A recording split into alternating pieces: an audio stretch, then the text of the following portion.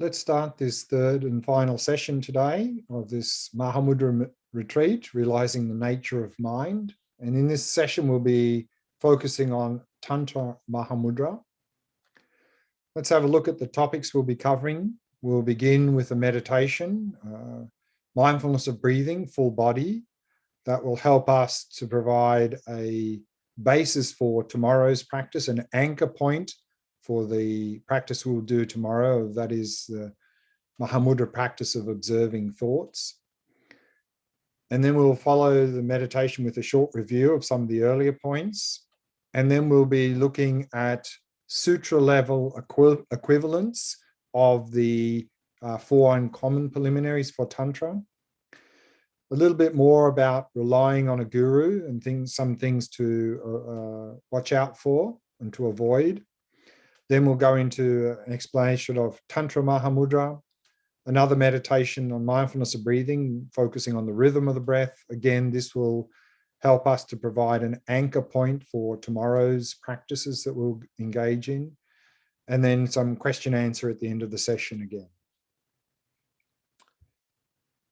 Let's start with this mindfulness of breathing, this shamatha practice, what's called the full body variation of shamatha practice. In this practice, we are simply noticing any sensations in the body that are associated with the in and out flow of the breath, using bare attention, meaning we're observing the sensations in the body directly. We're not imagining or visualizing the body or breath in any way, allowing the breathing to flow naturally. And the emphasis in this meditation is one of relaxation, to really establish relaxation. That particularly on the out breath, relaxing and releasing any tension and releasing any thoughts. And whilst we're maintaining a basis in relaxation, emphasizing a basis in relaxation in this meditation, not simply relaxing and then getting more and more dull and drowsy. So not allowing yourself to sink into dullness or drowsiness, just relaxed and calm and focused. Let's do that practice now. Find a nice, comfortable posture. Let's begin.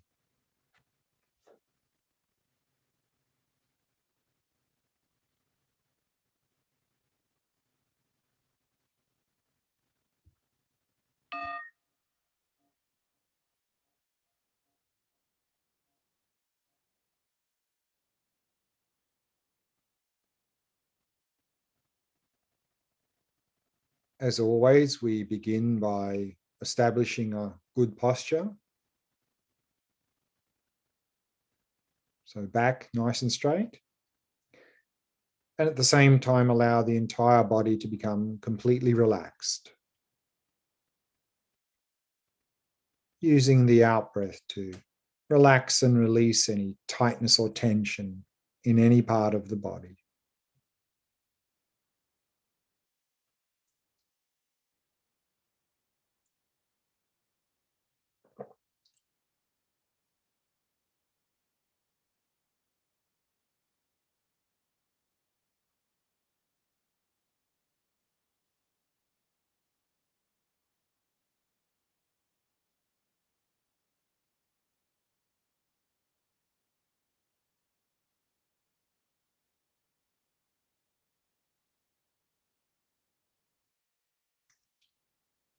Allowing the breathing to flow naturally and effortlessly.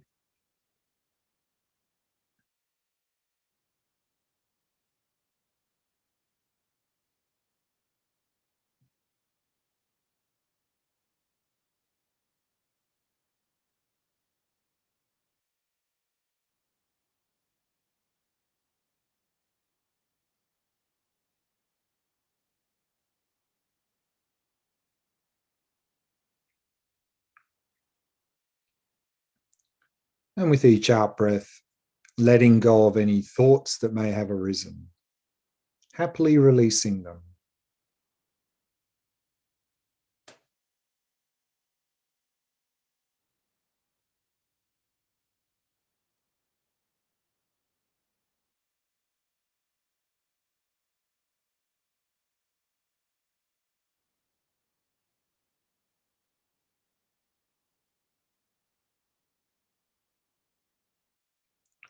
and allowing the mind to come to rest,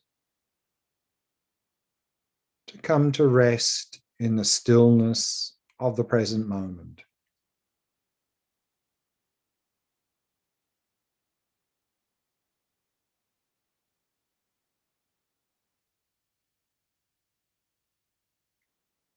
Allowing the mind to remain relaxed, still, and clear.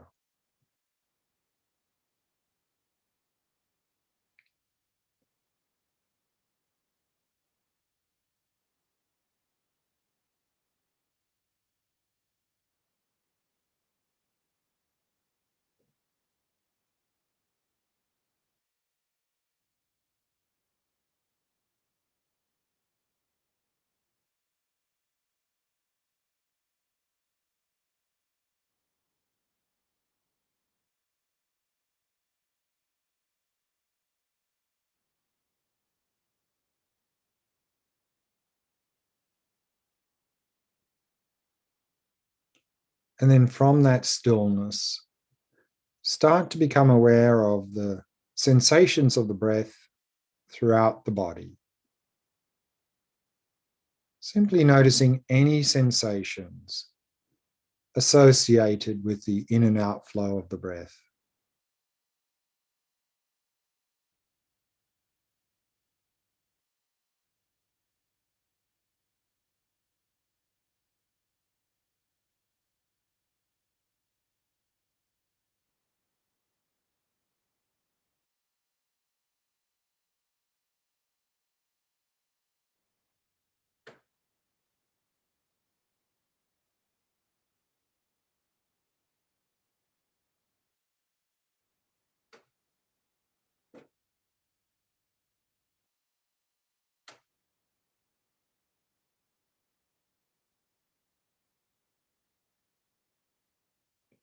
And maintaining an ongoing flow of mindfulness of the sensations of the breath throughout the entire cycle of each in and out breath.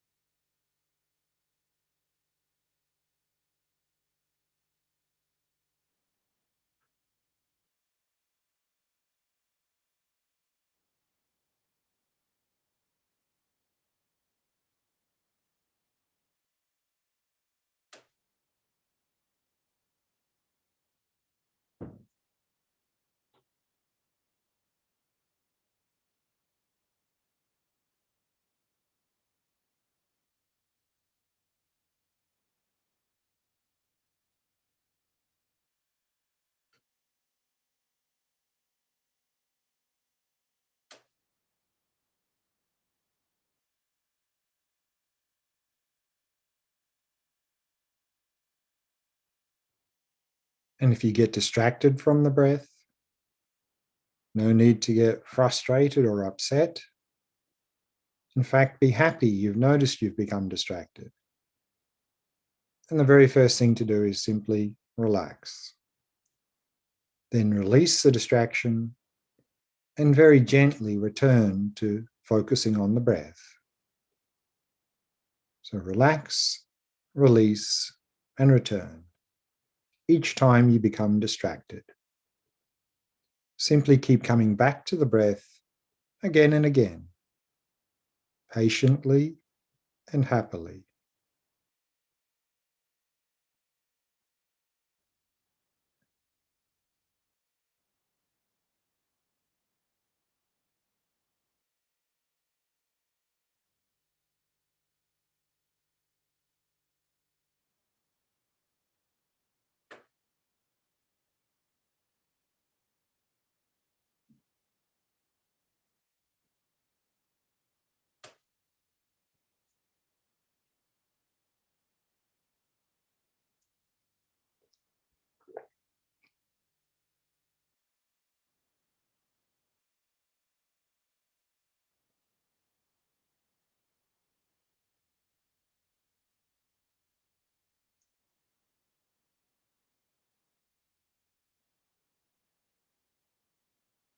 and with an emphasis in this meditation on relaxation.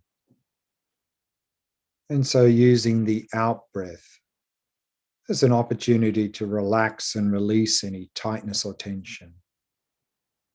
And to use the out breath as an opportunity to release any thoughts that may have arisen in the mind. Relaxing and releasing on the out breath.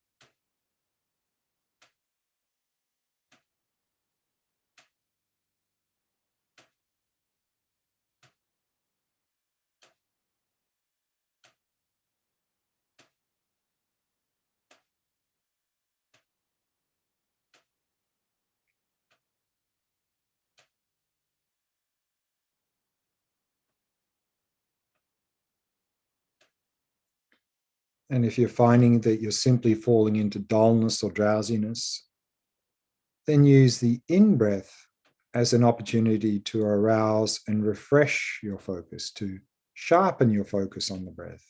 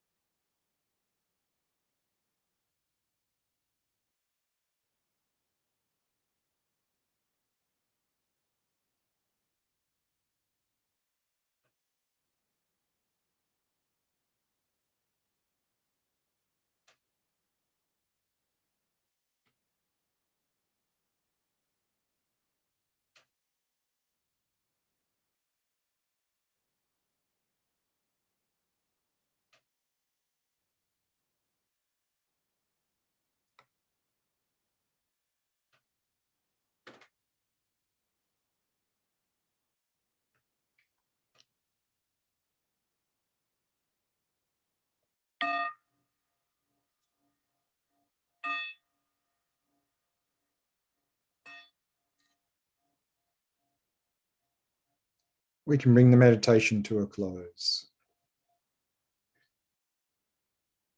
As I mentioned, this mindfulness of breathing, particularly this full body, and what we're going to do in the next meditation in this session is the focusing on the rhythm of the breath.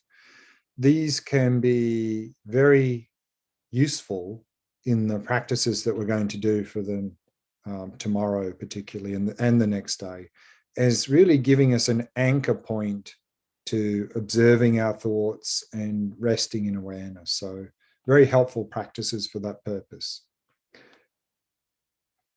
Let's now go on to a short review. So again, in this retreat, we are using this text called The Main Path of the Victors, root text for Precious Gelug Kagyu tradition of Mahamudra by Panchen Losang Chögyal Gyaltsen.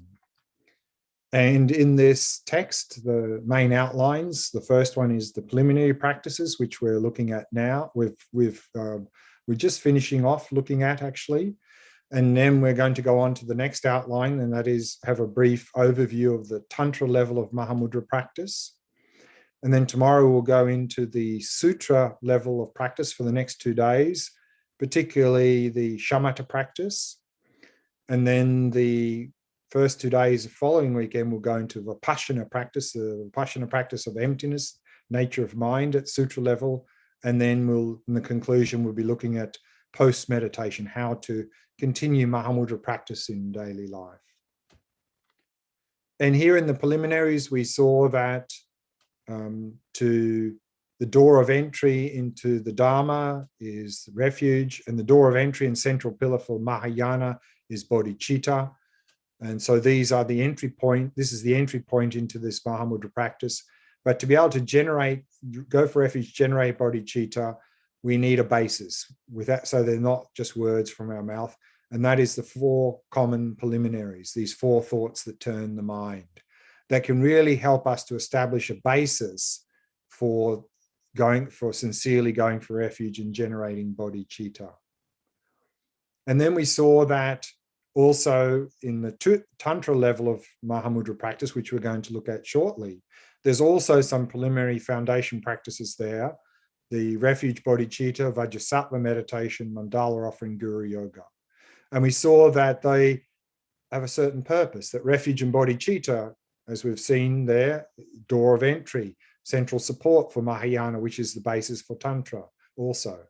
And then Vajrasattva meditation for purifying the mind through these 4 opponent powers. Mandala offering for accumulating merit and wisdom.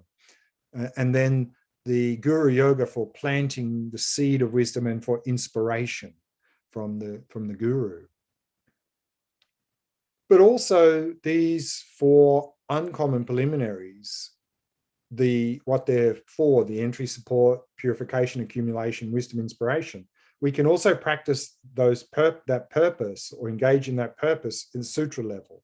So also at sutra level of Mahamudra, we also have refuge and bodhicitta. The purification, we saw the essence of those is 4 opponent powers.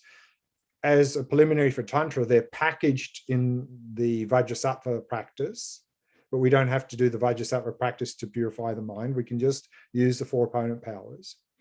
And then to accumulate merit and wisdom, as a preliminary to Tantra, we have mandala offering. Sutra level equivalent is what's called the 7-limb prayer. We see that in this prayers for meditation handout. We'll look at that very shortly on the next slide. And then in terms of the wisdom, receiving wisdom and inspiration, then instead of doing the whole guru yoga practice, the essence of that is simply making requests to our guru, to our teacher. And that we do at the sutra level, which we'll see also, we saw in the text there. And so here in the prayers for meditation, we see on the next page here, the handout, which these prayers for meditation are often done as part of the beginning of a meditation session. And so therefore the purpose of entry and support, we have the 4 thoughts to support the refuge bodhicitta, and then also the 4 immeasurables, loving kindness, compassion, joy, equanimity, they are also to help as a basis for bodhicitta. So these first 3 verses there is really the entry support. And then in terms of purification and accumulation, we have the 7-limb prayer. The 7-limb prayer here, there are 7 lines we see there. The first one, reverently I prostrate with my body, speech, and mind. So that's prostration. The offering is I present clouds of every typing offering, actual and imagined. So that's practicing generosity. And then the third one, the purification, is a confession. I declare all my negative actions accumulate since beginningless time. So that is similar to these 4 opponent powers. And then the 4th one is rejoicing. I rejoice in the merit of all holy and ordinary beings. So that is merit, that's virtue. And then to really make requests and ask the teacher not to leave us. We see, please remain until the end of cyclic existence and turn the wheel of Dharma for sentient beings. And then the final is a dedication. I dedicate all virtues to myself and others to the great enlightenment. So that 7-limb prayer really serves that purpose of the purification and accumulation that we see within Vajrasattva and also the mandala offering in the Tantra level of practice. And then in the sort of equivalent for the whole Guru Yoga practice is the request. So we see this 4-line verse here that we can engage in this request to the Guru to inspire us by saying, please bless me to cease all deluded minds immediately, from the disrespect for gurus to subtlest dualistic conception. Please bless me to generate all my unmistaken minds instantly, from respect to the gurus to the realization of emptiness. Bless me to completely pacify all outer and inner obstacles. So this request for blessings from the guru to really uplift and inspire the mind. So these elements of entry support, purification, accumulation, and this inspiration, we also have here at the sutra level of practice. We see this in this prayers of meditation.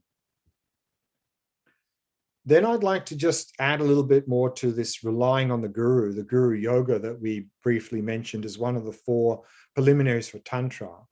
The part of the text there says, then from the depths of your heart, make repeated requests to your root guru, who is kind in 3 ways, seeing them as inseparable from all the past, present, and future Buddhas, or as the essence of the 3 jewels combined.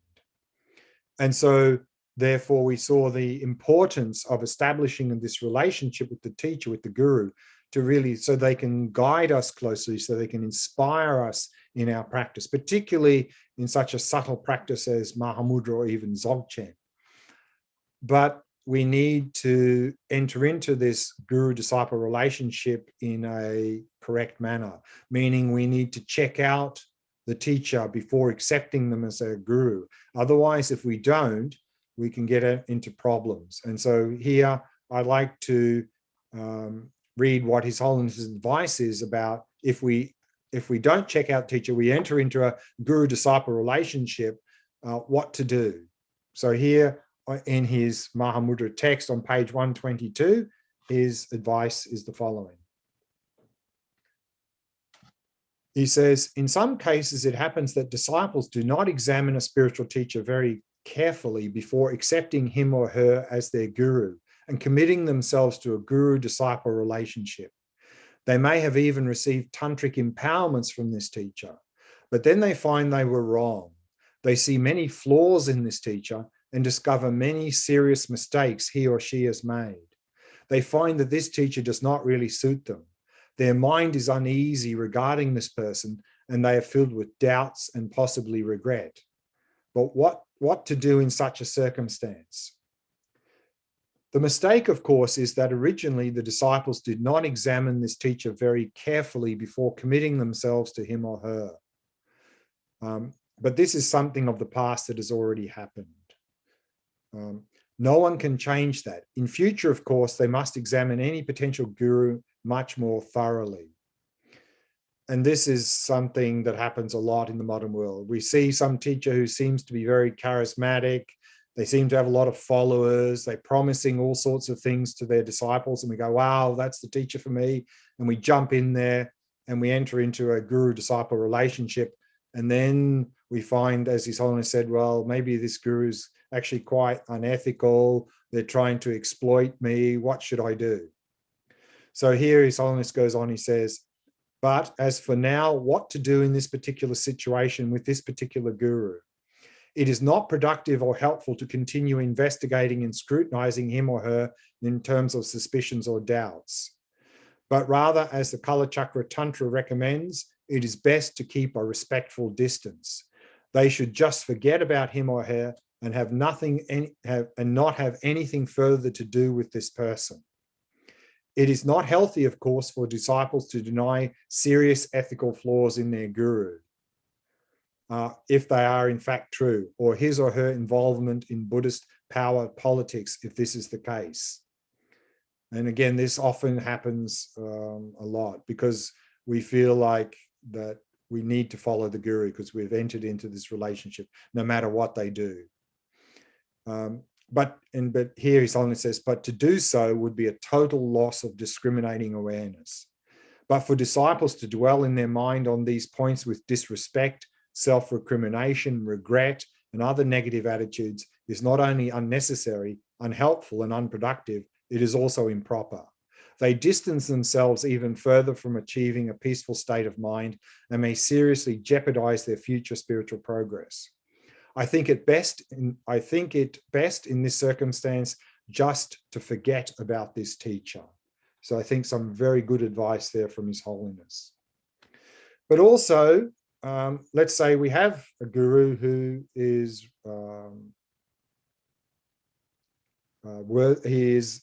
qualified, nothing wrong with the guru, but we've jumped into tantric commitments. We've taken empowerment. We've jumped into commitments, doing like sadhana practice on a daily basis and other commitments and so forth. And we suddenly realize, well, I'm not actually ready for this. What should I do? So again, His Holiness has some very good advice on that.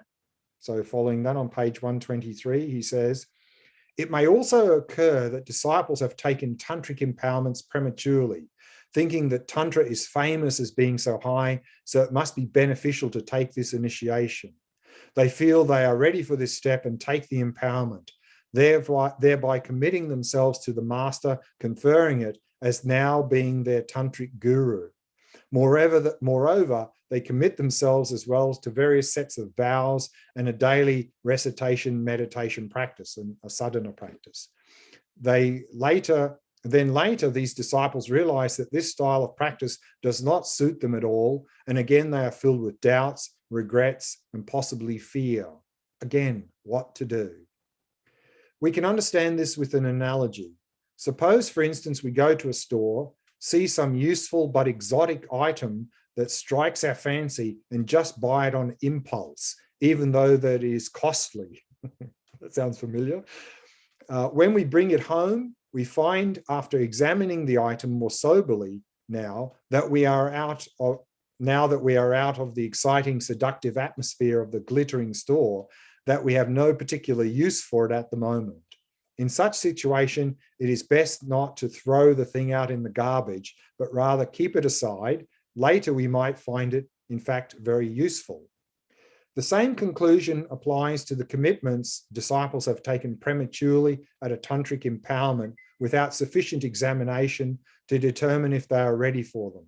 In such situation, rather than throwing the whole thing away in the trash and deciding they are never going to use it at all, such disciples would do better to establish a neutral attitude toward it, putting Tantra and their commitments aside and leaving it like that. This is because they may come back to them later and find them very precious and useful. Suppose, however, disciples have taken an empowerment and have accepted the commitment to practice the meditations of a particular deity by reciting a sadhana, a method of actualization to guide them through a complex sequence of visualizations and mantra recitation. Although they still have faith in Tantra, they find that their recitation commitment is too long and has become a great burden and strain to maintain it as a daily practice. What to do then? Such disciples should abbreviate their practice. This is very different from the previous case in which certain disciples find that tantric practice in general does not suit them at the present stage of their spiritual life. Everyone has time each day to eat and to sleep. Likewise, no matter how busy they are, no matter how many family or business responsibilities they have, such disciples can at least find a few minutes to maintain the daily continuity of generating themselves in their imagination in the aspect of the deity and reciting the appropriate mantra. They must make some effort. Disciples can never progress anywhere on the spiritual path if they do not make at least a minimal amount of effort. So I think some very useful advice again from His Holiness Dalai Lama. And then the last part of the preliminaries here, the text says, from Panchen Losang Chökyi Gyaltsen, since in their treatises on authentic sutras and tantras, every Indian and Tibetan scholar and adept praise those paths highly.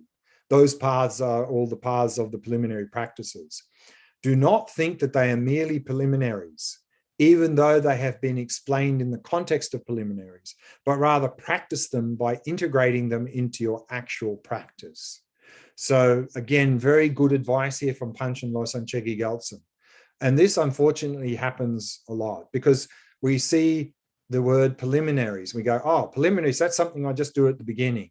Okay, give me these practices, tick, tick, tick, done. What's next? Leave them behind. Particularly when we do these, in Tibetan tradition, we often do these 100,000 repetitions, the refuge bodhicitta, the Vajrasattva practice, mandala offering, guru yoga. People put a lot of effort into those, takes many months usually, but tick, tick, tick, done, preliminaries finished. Okay, what's next? And leave it behind. So then Panchen Losang Chökyi Gyaltsen says this is not what we should do. In fact, preliminaries are important at the beginning to establish the foundation for the other practices, in the middle to continue to have a foundation for practice, and in the end. So it's not, preliminaries are not something we do as a beginner and then tick them off and leave them behind. It's something we need to integrate them into our actual practice, to do them, continue to do them on a daily basis. And again, here His Holiness Dalai Lama has some good advice on this. And so on page 120, he says the following.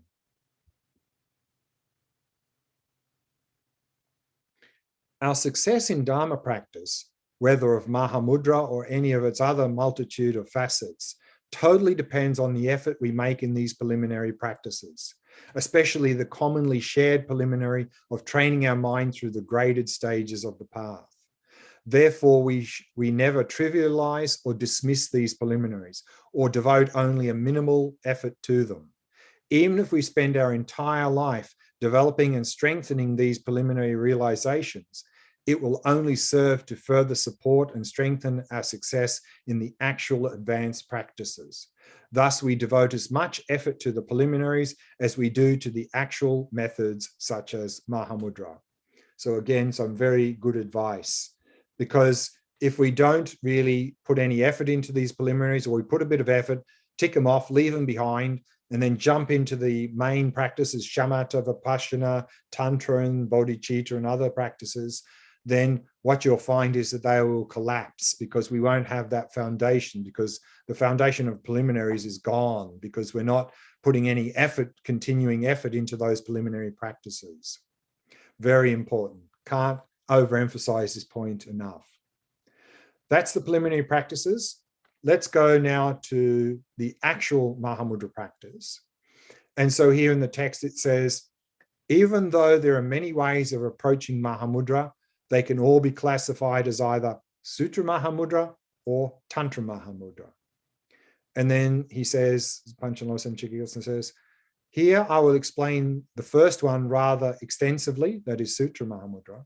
And since the latter one, Tantra Mahamudra that is, will be presented using very few words, I will explain that first. So in terms of practice, we first engage in Sutra Mahamudra, establish a solid foundation in that before we enter Tantra Mahamudra. But here, because the main part of this text, we're focusing on Sutra Mahamudra, then the Panchen Lama says he's going to explain a little bit Tantra Mahamudra first, because just to know what it is, so for later. So in Sutra Mahamudra, the two main practices are shamatha and vipassana, and we're accessing that subtle mind and using the subtle mind. Whereas in Tantra Mahamudra, we're engaging in those two stages we saw earlier in the three vehicles chart, the generation completion stage, and they help us to gain access to the very subtle mind. So therefore, Sutra Mahamudra is the basis for Tantra Mahamudra. Without first engaging in shamatha, vipassana practice, coming to some experience and insight into emptiness and so forth, then we won't have the basis for effectively engaging in Tantra level of Mahamudra practice. So, but let's have a look briefly at what the higher level looks like, Tantra Mahamudra. So if we go on to the text, the next section says Tantra Mahamudra, the heading, and it says, Tantra Mahamudra refers to the clear light mind, that is the primordial wisdom of co-emergent great bliss, that is arisen through the entering, abiding, and dissolving of the winds into the central channel due to skillful methods such as penetrating the vital points of the subtle Vajra body. So there's a lot in that sentence, so let's unpack that. So first it says that Tantra Mahamudra refers to the clear light mind. So as we mentioned earlier a little bit, there are actually three levels of mind. The coarse mind is the mind that's active now. That's what we often call the psyche in psychology. And within our coarse mind, there's conscious and subconscious levels. Now, there's a lot of things going on in our mind that we're not conscious of, because the threshold is very high, meaning we only are really consciously aware of superficial mental activity. But then when we engage in shamatha practice, this threshold between conscious and subconscious moves down. We become more and more aware of more and more subtle thinking and emotions and mental activity. And then when we actually achieve shamatha, we drop into what's called the subtle level of mind, sometimes called substrate consciousness. This is the level of mind we want to gain access to, because we use this then in Vipassana practice, in Theravada and Mahayana, to gain insights into reality, to move along the spiritual path. But we also have what's called a very subtle level of mind, sometimes called primordial consciousness. Here in the text, it's referred to as the clear light mind. So this is the very subtle mind. Sometimes also called pristine awareness. In Dzogchen practice tradition, it's called Rigpa. And so here, this very subtle mind is the ground state of all consciousness. And we're gaining access to this through the generation completion stage. And this level of mind is atemporal, meaning it's beyond time, and it's non-local, it's non-individuated, meaning that from this level, this very subtle level of mind, literally time and space and the whole of samsara and nirvana arises from this level of mind. And this is what we're trying to gain access to in Tantra level of practice. And so that's what Tantra Mahamudra is referring to. The clear light mind that we gain access to, that is the primordial wisdom of co-emergent great bliss. So here, this word co-emergent is saying there's two things arising simultaneously. The word in Sanskrit for co-emergent is sahaja, and meaning rising simultaneously, meaning non-dual. And so here, we can talk about this in a number of ways. In the Kagyu tradition in Mahamudra, when they talk about co-emergent or non-dual, they often talk about the mind and the appearances to the mind are non-dual. They arise together. They're not there's no subject-object duality. Whereas in the Geluk school, when we talk about co-emergent or being non-dual, we're talking about emptiness of mind and the mind itself. These are non-dual. So here, the clear light mind is the mind of great bliss, because when we access this clear light mind, one of the qualities of this clear light mind is this quality of great bliss.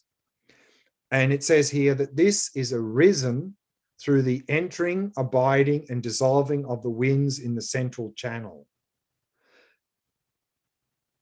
due to skillful methods such as penetrating the vital points of the subtle Vajra body. So just as we have three levels of mind, coarse, subtle, very subtle, we correspondingly have three levels of body. Coarse body is this physical body.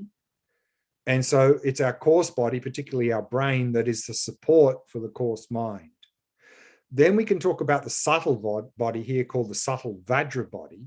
And the subtle body is made up of channels, chakras, which are along what's called the central channel, wind, subtle wind energies, and these drops within the channels as well. So subtle Vajra body are chakras, what is made up of these channels, chakras, winds, and drops. In Sanskrit, nadi, chakra, prana, and bindu.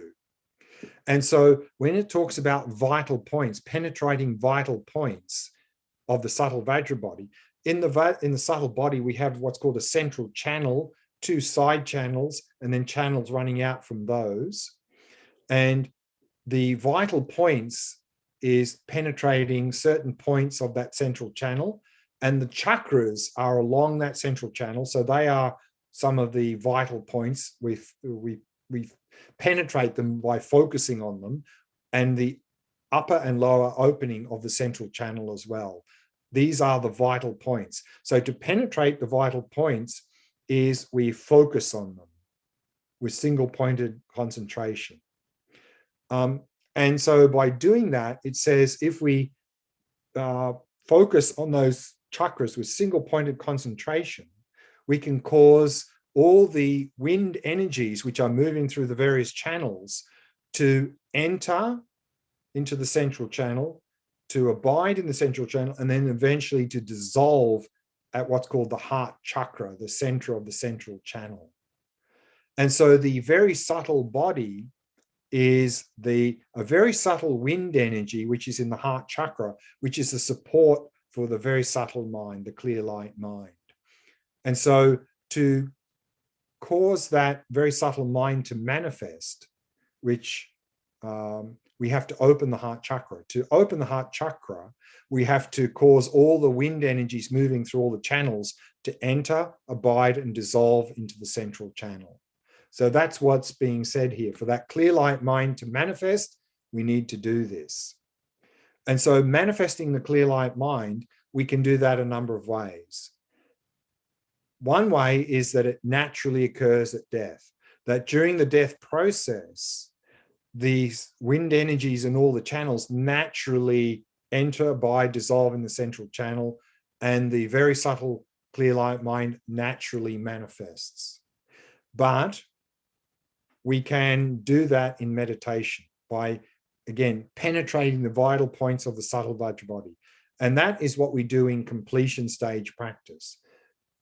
Generation stage practice, which is a lot about sadhana practice, visualizing deities, chanting mantras and various other activities, are what's preparing us to be able to do this completion stage practice, to penetrate the vital points by focusing there, causing all the energies to go into the central channel, causing the clear light mind to become manifest.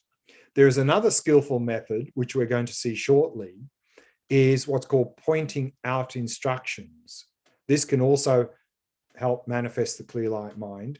This is what's called essence Mahamudra, and we'll look at that shortly, what that is. That doesn't actually come in this text, but we'll talk about a little bit about it anyway. To be able to do this, though, to be able to cause that very subtle mind to become manifest through that penetrating those points in the completion stage practice, it says this is dependent upon having received the 4 pure empowerments, having properly guarded the commitments and vows, and having familiarized oneself with the generation stage. So the first step is, as we saw, the door of entry into Tantra is empowerment. So we receive these empowerments from the tantric guru, the master, and we are often given 4 empowerments. The first one is called the vase empowerment, and that empowers us to engage in generation stage practice. In other words, it empowers us to do this sadhana practice of visualizing ourselves as a deity, chanting mantras, and doing all sorts of other things within the sadhana practice. Then for the completion stage practice, there are 3 empowerments: secret empowerment, wisdom empowerment, word empowerment. And within completion stage practice, there are 2 aspects to that. There is what's called the illusory body and the clear light mind. And so the secret empowerment is correlated, giving us empowerment to work with what's called the illusory body, the wisdom empowerment to work with the clear light mind, and the word empowerment is the union of the 2. So those 3 empowerments empower us to really engage in the completion stage practice.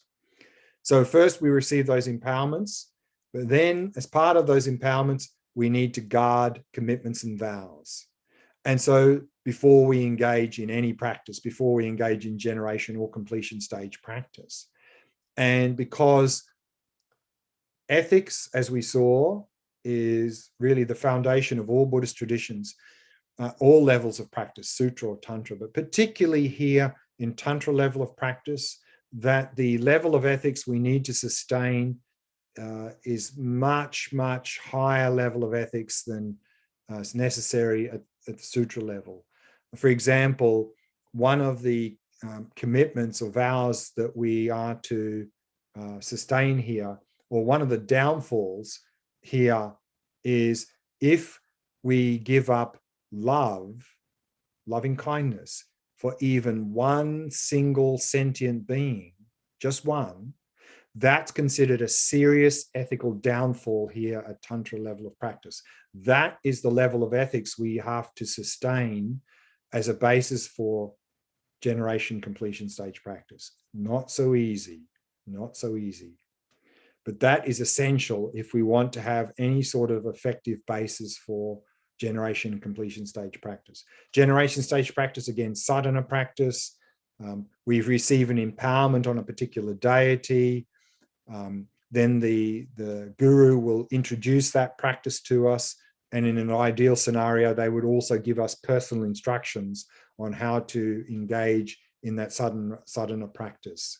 So we engage in that sadhana practice. And then once we have reached a certain level in that generation stage practice, then the tantric guru will give us these completion stage practices and on how to do these things, such as penetrate these vital points of the subtle Vajra body that we saw in the text there. And then the text goes on to say, it is the Mahamudra, this Tantra Mahamudra, is the Mahamudra accepted by Saraha, Nagarjuna, Naropa, and Maitripa. So these are all great Indian Mahasiddhas.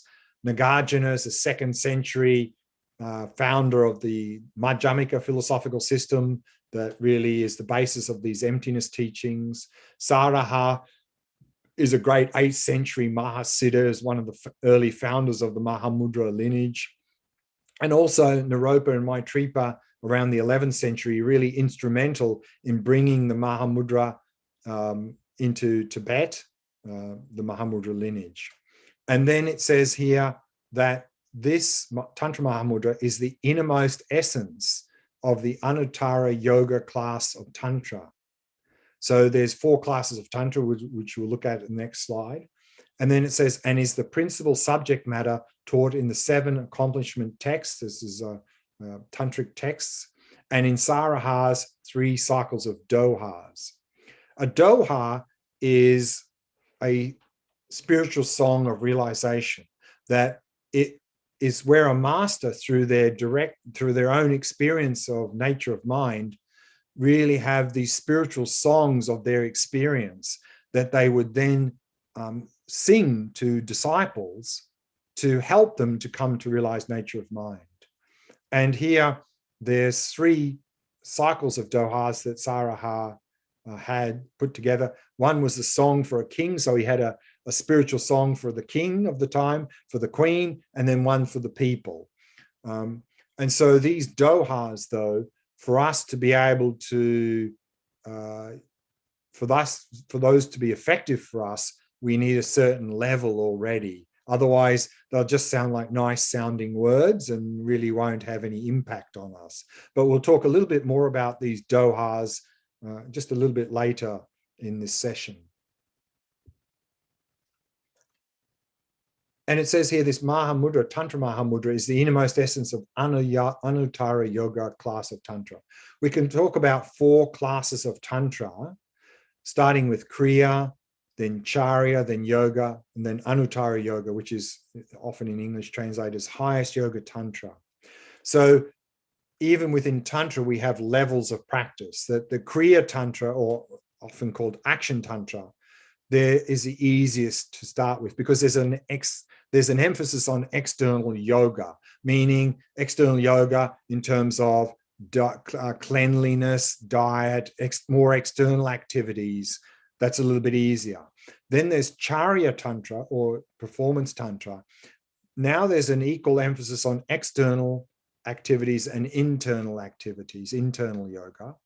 In Yoga Tantra, there's really an emphasis on internal yoga, not so much emphasis on external activities. And in Anuttara Yoga, highest Yoga Tantra, there's really a complete emphasis on internal yoga. And this is where, we find these 2 stages, generation stage, completion stage. These 2 stages come within highest Yoga Tantra. There are also sadhana practices at the other earlier levels of tantric practice, but we don't really have what's called generation and completion stage in those earlier classes of Tantra. They really only come at highest Yoga Tantra level. So here, this Tantra Mahamudra, we're talking about this highest level of Tantra practice, the Anuttara Yoga Tantra, particularly generation and completion stage practice. And specifically for gaining access to the clear light mind, this is done through the completion stage practice. The generation stage is a preparation for that. And then the text goes on to say, as for generating the realization of this Mahamudra, if the winds enter, abide, and dissolve in the central channel through having trained in the preceding paths means the common preliminaries, shamatha, vipassana, the generation stage, and so forth. So if we've done a lot of work on the basis for completion stage, in preceding lives or in the earlier part of this life, then such a person can actualize the clear light Mahamudra by observing any suitable object, like settling the mind in a non-conceptual state. Previous Kagyu masters gave this person the name the simultaneous one. For all other trainees, it is definitely necessary to meditate on Tumo and so forth. Tumo is one of the completion stage practices to help us to penetrate the vital points of the subtle Vajra body in order to actualize the Mahamudra of this path. Accordingly, with respect to meditating on the Mahamudra indicated here, it is necessary to obtain the 4 pure empowerments and to train in the generation stage, the completion stage, the common paths, and so forth. Such a person is given the name the serial one. Thus, even most of the great adepts of this path entered into the lineage of empowerment of the various classes of Anuttara Yoga Tantras. So we can talk about 2 types of practitioners here in Mahamudra. We can talk about the simultaneous one, where that person can actualize the clear light mind by observing any suitable object, like settling the mind in a non-conceptual state. And the serial person is one who needs to train in stages through the common paths, the common preliminaries, refuge, bodhicitta, the sutra level of practice, in other words, shamatha vipassana, and then through the generation and completion stage practices. We need to go through all of those things to actualize the clear light mind. But when we see that we can actualize it by settling the mind in a non-conceptual state, we go, oh wow, that's for me. That's I want to do that. I want that one. This serial sort of stuff looks like a lot of hard work. Take a lot of time. So just give me some instructions where I can settle my mind in a non-conceptual state, and that's for me. That's my ticket. That's not going to work. As we saw from Panchen Lama, the simultaneous person is the person who's done a lot of work earlier in this life and in previous lives in a lot of these, in all of these basis practices, the common preliminaries, the sutra level practice, generation, completion stage, and due to all that effort, now simply by settling the mind in a non-conceptual state, that can ripen into the clear light mind manifesting. And so therefore we can really talk about 3 levels of Mahamudra practice. Sutra Mahamudra, which we're going to talk a lot about for the rest of this retreat, in terms of shamatha and vipassana, the vipassana practice of emptiness. Tantra level of practice, which we saw here, is the generation and completion stage, particularly this completion stage to penetrate the vital points, subtle Vajra body, to cause all the winds to enter into the central channel, cause the very subtle mind to become manifest. But also we can talk about this essence Mahamudra, where we just simply have these, what's called pointing out instructions. The master just gives us little pointing out instructions, and then boom, the clear light mind manifests. And then they follow that up with what's called non-meditation instructions to help us to stay in that state. And so again, like the simultaneous person, where we just rest in a non-conceptual state, when people see this and go, oh, pointing out instructions, that's for me. I just want to sit there. The guru gives me these short, pithy instructions. Boom, I realize nature of mind. And then I do non-meditation. I don't have to meditate. I just sit there in the clear light mind, realizing Mahamudra. That's for me. Yeah, unfortunately, it doesn't work like that. To, again, highlight the importance of establishing a basis, I want to read a little bit from another Mahamudra text called Pointing Out the Great Way, from American Buddhist, Daniel P. Brown. And he talks about these levels of Mahamudra practice in a very good way. So I'd like to just read that out now. And so that's on page 8 of his text. And he says, in Buddhism, a popular distinction is made between the Sutra and Tantra methods for spiritual development. The Sutra methods are generally drawn from the practices of early Buddhism and are typically threefold. 1, preliminary practices to make body and mind fit for more formal meditation. So we've seen that, the preliminary practices, particularly common preliminaries. 2, concentration training to stabilize the mind. So in other words, shamatha. And 3, special insight practice, in other words, vipassana, to realize the mind's essential nature. Tantric practices are twofold. Generation stage practice, which entails complex visualizations to stabilize the mind and manifest its essential nature. And 2, completion stage practice, which enhances those realizations at the subtle and very subtle levels of mind. Completion stage practices may involve manipulating the body's energy currents in order to make the very subtle mind more readily accessible. So that's what we've just seen here in the text from the Mahamudra text. But then he goes on to say, some authors add a third category, Sutra versus Tantra versus Essence Mahamudra. Essence traditions are exemplified by the Mahamudra and Dzogchen systems of meditation. The essence viewpoint asserts 3 levels of mind, coarse, subtle, and very subtle. The early essence tradition did not include extensive descriptions of spiritual practice. The extraordinary view of the mind was directly transmitted from master to student. And so here he's quoting a text which says, in the past, for transmission, it was sufficient for the master and disciple to simply rest their minds together in a composure of innate wakefulness. So we saw again the simultaneous person, just rest in that non-conceptual mind. And then he says in the book here, the skillful means in the essence tradition is this pointing out instruction.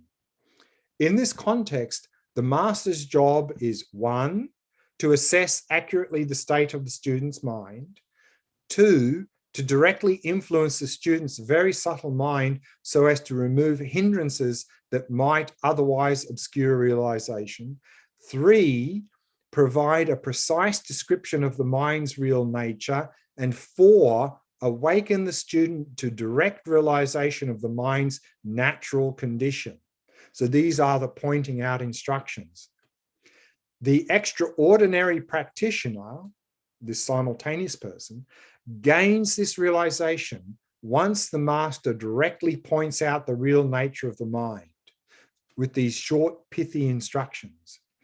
Ordinary practitioners generally do not understand the pointing out instructions because their minds are too clouded by coarse level thoughts, mistaken ideas, negative emotions, and dualistic perception of the external world.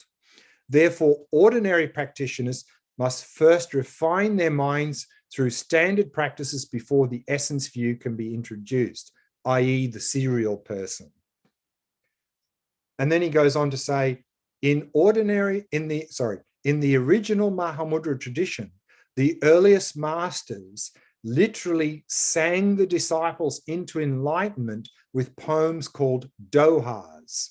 The mind's natural condition was directly pointed out by the master, who then gave instructions to negate any artificial activity during meditation. This is the non-meditation instructions.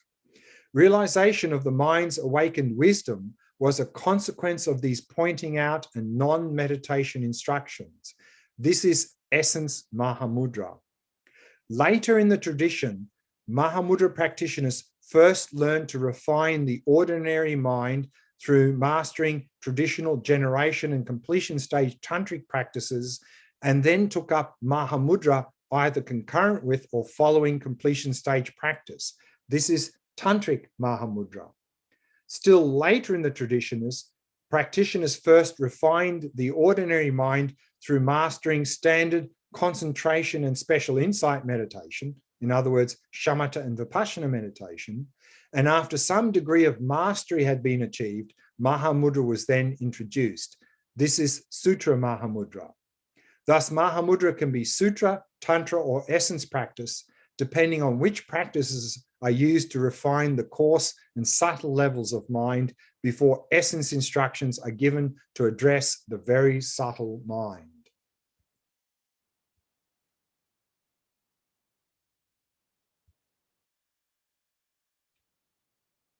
So that's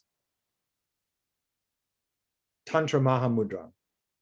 That Tantra Mahamudra is based on Sutra Mahamudra. That if we want to be able to gain access to this very subtle mind through this completion stage practice, then we need to engage in generation stage practice to prepare ourselves. For that, we need empowerment. For that, we need a basis in Sutra level of practice. We need Vipassana practice of emptiness. We need to have an insight into emptiness. To have an insight into emptiness, we need a calm, clear, focused mind. We need the mind of shamatha. To effectively practice shamatha, we need a basis in the preliminary practices. We also need to cultivate this aspiration of bodhicitta. So therefore we can, and so if we really want to do these in pointing out instructions, then we need the basis in preliminaries, sutra, and tantra level of practice. Otherwise, as we saw in the text from Daniel P. Brown, then these pointing out instructions, our minds are too caught up in dualistic perceptions and coarse thoughts and negative emotions for these pointing out instructions to have any impact. And so then we're really sort of wasting our time. And I want to talk a little bit more about this in tomorrow's session. But for now, we'll leave it there. And so that is a very short presentation on Tantra Mahamudra. And so now we'll go back to meditation practice. Tomorrow, we're going to go into Sutra Mahamudra practice. We're going to go into, as we've seen here, first shamatha, and we're going to spend the next 2 days working on this shamatha practice. And then next weekend, we'll go into Vipassana practice of emptiness. In Mahamudra practice, as we've seen, it's nature of mind practice. So in Vipassana practice, we come to realize nature of mind. So therefore, in shamatha practice, as we're going to see tomorrow, very much recommended that we use as the object for shamatha practice, we use the mind itself to observe our thoughts and to simply rest in awareness. Now, many people find that style of shamatha practice extremely challenging because we're not used to observing our thoughts and emotions. What we're used to is getting caught up in our thoughts and emotions. And so therefore we just get swept away if we try to observe our mind. And so what's going to be very helpful when we begin such a shamatha practice in Mahamudra is we need an anchor point to anchor ourselves, not to get swept away out by our thoughts and emotions so much. The breath can provide such an anchor. And particularly the practice we did at the start of this meditation, at the start of this session, simply noticing the sensations of the breath throughout the body, but also focusing on the rhythm of the breath. That the rhythm of the breath can really help provide an anchor point for the shamatha practice that we're going to do tomorrow. So therefore, we're going to do that shamatha practice now. We're going to do mindfulness of breathing practice, simply focusing on the rhythm of our breath. And so we're just simply focusing on our breath, noticing if it's long or short, deep or shallow, slow or fast, without trying to do anything to the breath. We're not trying to make the breath rhythmic. We're not trying to make it subtle, or we're not trying to do anything. We're just noticing what's going on with our breath. Is it fast? Is it slow? Is it deep? Is it shallow? Is it long? Is it short? That's all. We're just noticing the rhythm of the breath. And again, in this meditation, like the previous one, we're emphasizing relaxation. Because also for the practices tomorrow, the shamatha practices, observing the mind, the basis is relaxation. So if we establish a basis in relaxation, we become familiar with this, focusing on the rhythm of the breath, then we can really provide an effective basis for that shamatha practice tomorrow. So that's what we're going to do now, a mindfulness of breathing practice, focusing on the rhythm of the breath, really emphasizing that relaxation, establishing a basis in relaxation. Let's do that practice now. Find a nice, comfortable posture. Let's begin.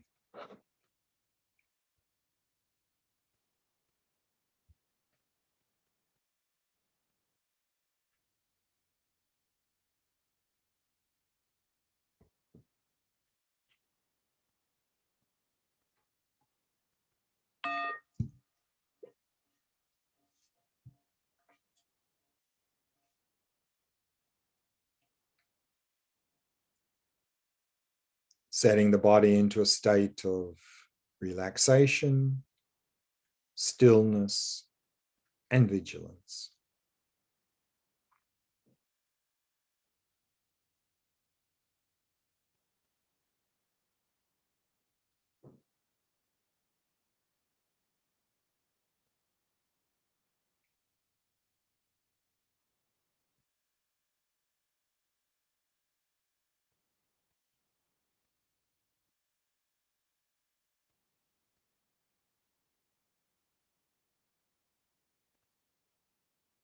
And relaxing more deeply with each out breath.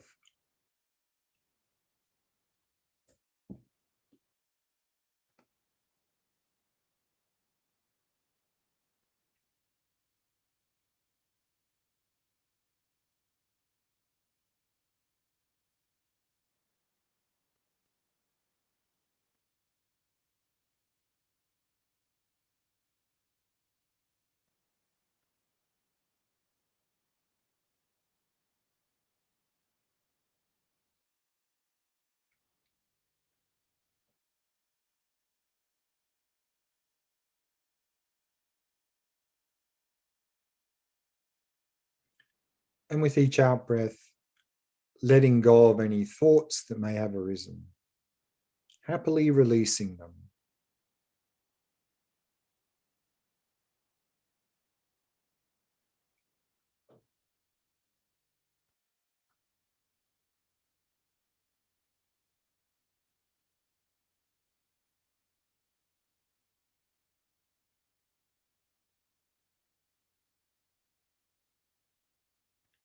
Allowing the breathing to flow naturally and effortlessly,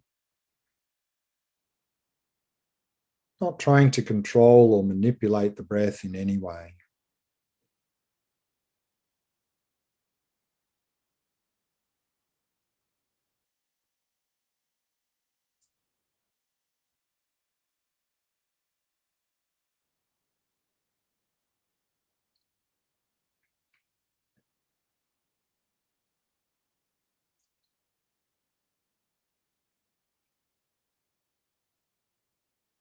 And allowing the mind to come to rest.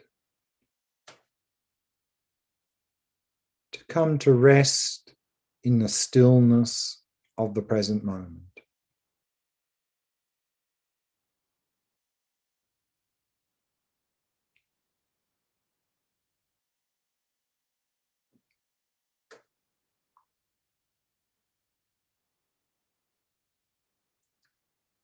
Allowing the mind to remain relaxed, still, and clear.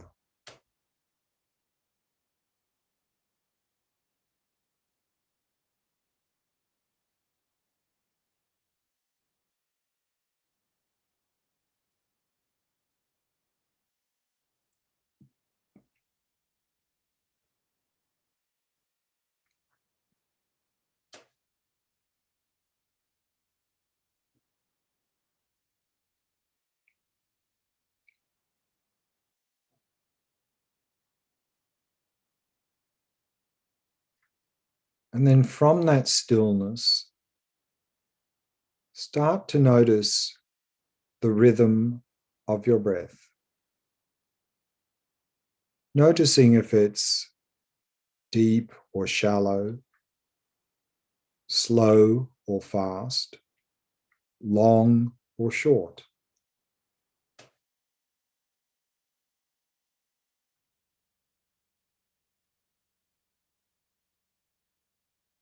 Without trying to control it in any way. Just simply noticing the rhythm of your breath.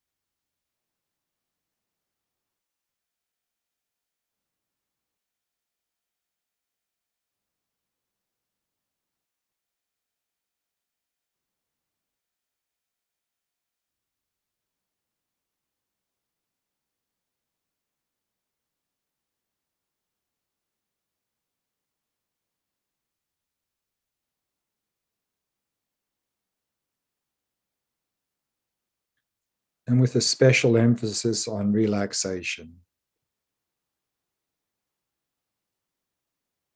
Relaxing and releasing any tightness or tension on each out breath.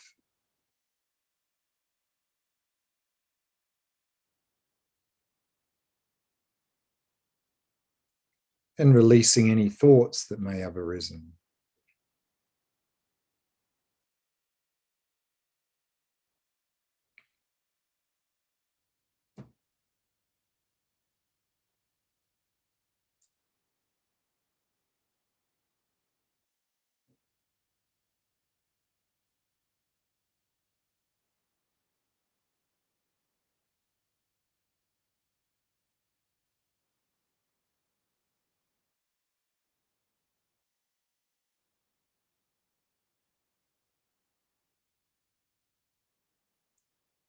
Allowing the mind to come to rest in that rhythm of the breath.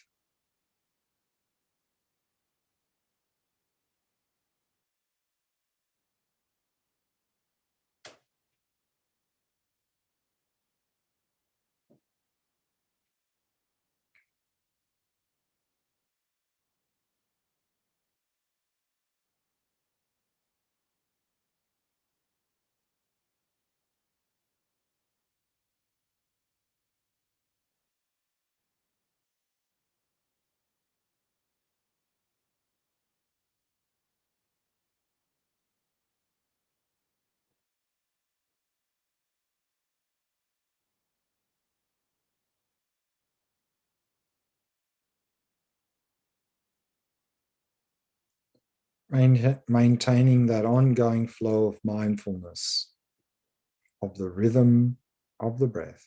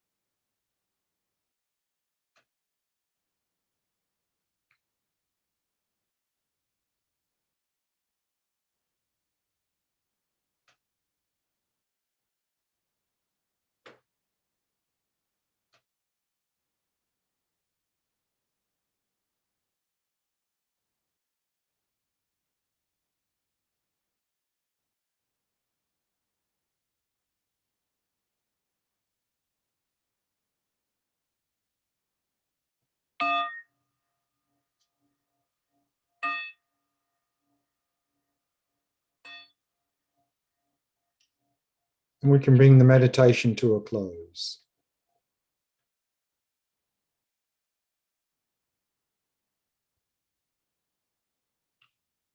Let's put some time for question and answer before we wrap up the sessions here today. Any questions? Yes, so we have a few questions. Hmm? First from Mati. He says, Yep. Mati Mhm. says, first, thank you for your kindness and your teaching. According to the Tibetan tradition, can a Mahayana practitioner become enlightened during one life cycle through sutra studies, meditations, and eventually realizing emptiness? Or is it possible only through tantric practice? Good question. It really depends on where we're at. And I mean, it depends on many factors. But in terms of, where we start this life, because as we saw in the Panchen Lama's text, is that the simultaneous one who can actualize the clear light mind simply by resting in a non-conceptual state is someone who's done a lot of work earlier in this life or in previous lives. So simply resting in a non-conceptual state is not really a tantric practice. And so if they've done a lot of work in the previous lives and then they have the right conditions, right teacher, and they sit in this non-conceptual state, maybe get a little bit of pointing out instructions, whoosh, there we go, insight, and maybe we even get to enlightenment. So, but certainly, we've seen that we can talk about these three levels of mind, coarse, subtle, very subtle. And both in the Theravada and Mahayana, there's no talk about very subtle mind. There's just talk about refining the coarse mind through concentration practice, through shamatha practice or jhana practice, to reach a subtle level of mind and use that to realize emptiness, to move along the path to enlightenment. And there's a whole map of how to do that, the 5 paths. Using the subtle mind, we can go all the way to enlightenment. But actually, then if you talk to people within Tantra, they would say, no, that's not really going to get you all the way to enlightenment. That if you only access the subtle mind and use that with Vipassana practice of emptiness, that can take you a long way. But right at the end of the path, we have to get rid of these very subtle stains in our mind called the cognitive obscurations. And the very most subtle ones of those, according to Tantra, we need to gain access to the very subtle mind to do that. Does that necessarily mean we need to go through some formal generation completion stage practice to do that? Not necessarily the case. But we would need to gain access to that very subtle mind. That's according to Tantra. In Sutra, there's no mention of the very subtle mind. So I think the thing to do is wherever we are at the moment, whatever conditions we have in terms of teacher and so forth, we apply ourselves as best we can to make best progress, and then that's the best we can do, and not just think, well, what's the shortcut? Give me the shortcut to enlightenment. Oh, those pointing out instructions, that seems like the shortcut. I want to do that. Just give me that. I don't want to do all of this hard work in the preliminaries and shamatha and emptiness stuff. That seems like a lot of hard work. So I'll forget about that. I just want to find a master who can give me pointing out instructions, and I'll just sit there and get zapped, and then I'll achieve enlightenment. I think that's not going to happen. We're just sort of going to really waste our time. So that's sort of the advice I would give. Thank you. Question from Leora. Mm-hmm. Can you please elaborate about the difference between the non-duality of Kagyu and Gelug, mind and appearance, or mind and emptiness? Yeah. Again, this sahaja, this co-emergent, two things arising together, meaning non-dual, you can talk about that in a number of ways. Even in the Kagyu, they refer to it in a number of ways. But most often, I think in the Kagyu, when they talk about non-dual, they're really talking about mind and appearances, because they're really talking primarily in the Kagyu and the Nyingma, even though, you know, even there, of course, we have to go from coarse to subtle to very subtle. But very early in the Mahamudra Dzogchen traditions, they're really pointing towards the very subtle mind. And so the very subtle mind is the basis for all appearances. And so therefore, there's a lot of talk about realizing that this mind and then all the appearances coming from the mind are non-dual, because that's what's happening at that level. So that's why there's a lot of talk about realizing that. Whereas in the Geluk approach, as we've seen, is that there is a lot of emphasis initially in the sutra level, as we see in the Lam Rim and so forth. And so therefore, in the sutra level of the practice, then we're coming to realize emptiness with respect to often the person, but also the mind and other phenomena. And so therefore, there's a lot of emphasis on what's called objective clear light. The objective clear light is the emptiness aspect, whereas Kagyu emphasized more subjective clear light, the actual clear light mind itself. And so that's why we have this difference in way of explaining. I mean, reality, they're not talking about two different things.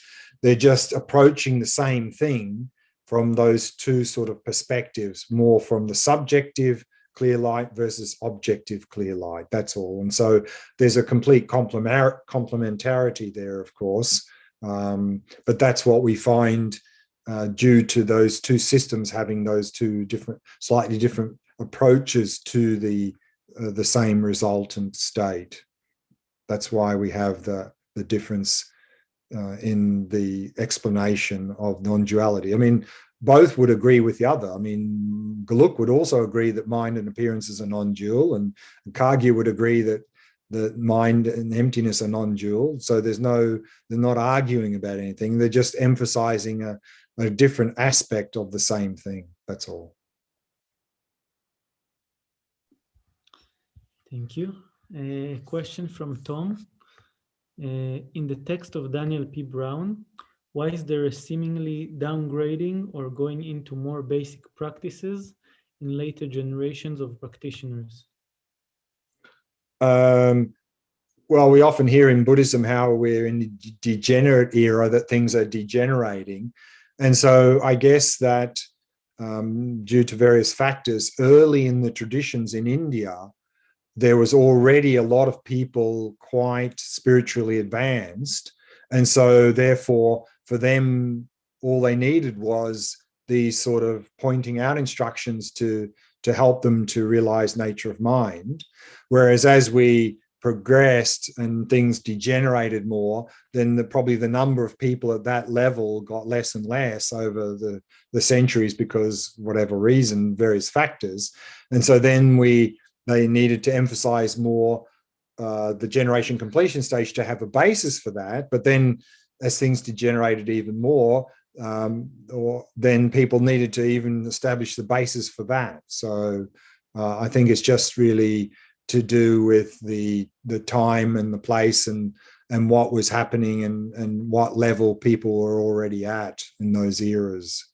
And we find that when we look at the degenerate eras, there's often explanations in the text how spiritually it seems like sort of we're going backwards. And you can see that a little bit, sort of what's happened in the modern world in the last 100 years. I mean, even, you know, places like India have really, which were used to be very spiritual, but now seem to be much more materialistic, unfortunately. But now I think that things are changing a little bit, because I think we've gone so far in that sort of materialistic direction that now a lot of people are suddenly realizing that this is not really the answer. And so we're sort of hopefully moving back in the other direction. So let's see whether that actually happens or not. Okay, I think we've got time for one more question, if there is another one. Yeah, there is one last question. Sure. From Tendron. Is this practice of meditation, of meditating on the death disillusion and meditating there, and the shamatha practice of resting in awareness or resting mind basis of all similar in function, in outcome? Is those two practices similar? The death awareness, again, actually, it's sort of got a tantric flavor to it, because it goes through, the course, 4 stages of course, 3 subtle, and then the very subtle, the clear light of death. So even though we find that death dissolution process is often taught in Lam Rim and so in other sutra contexts, it sort of really is touching on the clear light mind, because we saw that the clear light mind naturally manifests at the time of death. And so the purpose of doing that meditation is like as a backup, is that in this life, if we can really establish a good basis, and then in the sutra level, and then start to go into tantra level of practice, to try to gain access to that very subtle mind through generation completion stage, but also maybe through some pointing out instructions, we do the best we can with an effective basis to move in that direction in this life.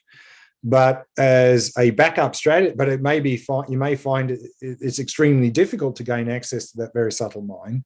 So as a backup strategy, then we do this death dissolution process, where we are going through the various 8 levels as we do at the time of death, so that hopefully, if we've done that, practiced that quite a lot, hopefully then at the actual time of death, we will recognize the various signs and stay mindful, so that we can be mindfully aware of going through the death process, and then catch the clear light mind that manifests spontaneously, naturally at the time of death.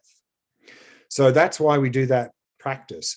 But also, to be able to do that, we need pretty good mindfulness. So actually, shamatha practice, any of the shamatha practices, I think particularly the resting in awareness practice, would be helpful for cultivating mindfulness, so that we have more mindfulness, and then on that basis as well, as another preparation for death, we can apply that mindfulness, and when we're going to sleep, try to remain alert or be mindful as we go through the process of falling asleep, because that mirrors quite closely the death process.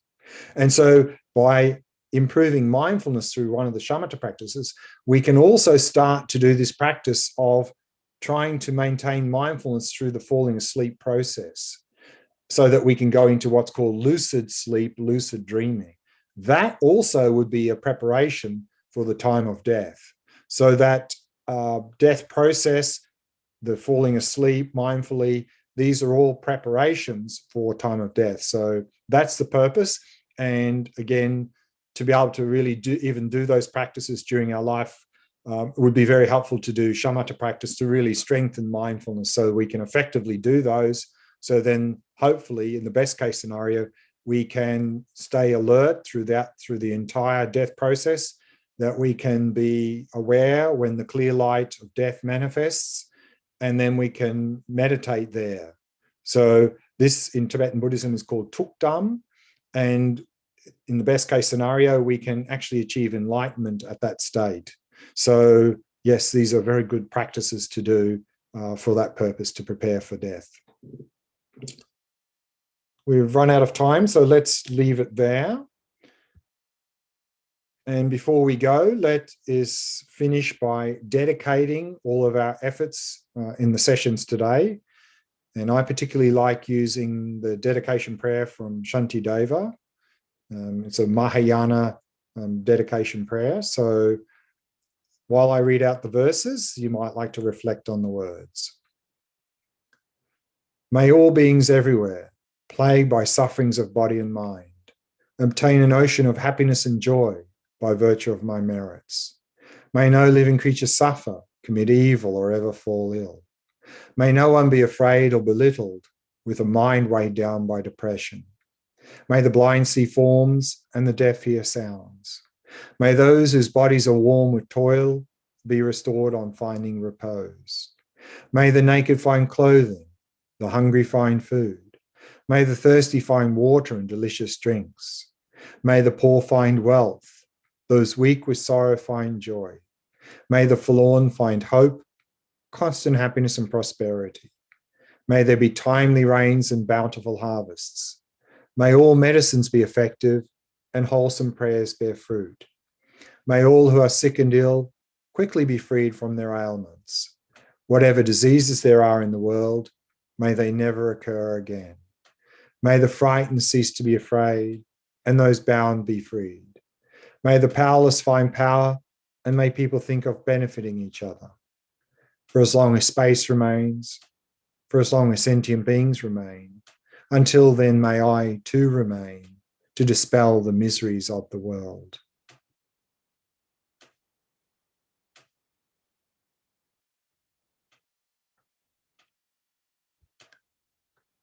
Tomorrow, same schedule as today, so same start time at 8:30. And tomorrow we'll start with the Sutra Mahamudra presentation, where we'll very quickly go into the shamatha practice, and we'll be focusing on that for the next 2 days. So that's the program that's coming up. So that's it for now. So see you all again, same time tomorrow. So bye for now. All right, thank you. Thank you, Glen. Bye, everyone.